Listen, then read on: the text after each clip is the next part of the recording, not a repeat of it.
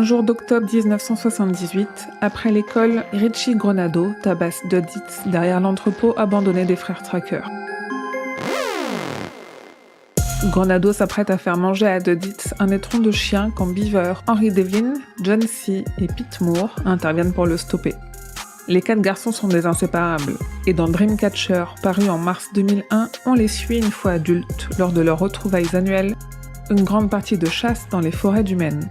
Mais leur escapade dégénère quand John C. trouve, en train d'errer dans les bois, un homme qui semble complètement désorienté. Il décide alors de le ramener à leur cabane.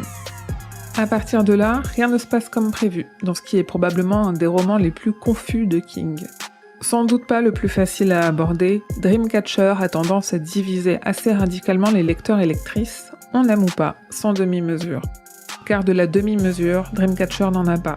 C'est le roman d'un homme qui souffre et qui a besoin d'un exutoire. Il a été écrit dans les pires conditions pour King. C'est le premier qu'il écrit après son grave accident de 1999. Transi de douleur, incapable de plier le genou droit, la hanche encore fracassée, il écrit à la main dans un bureau de secours aménagé par Tabitha. Il ne tient pas plus de 2 heures à chaque session d'écriture, lui qui est habitué à écrire pendant plusieurs heures tous les matins.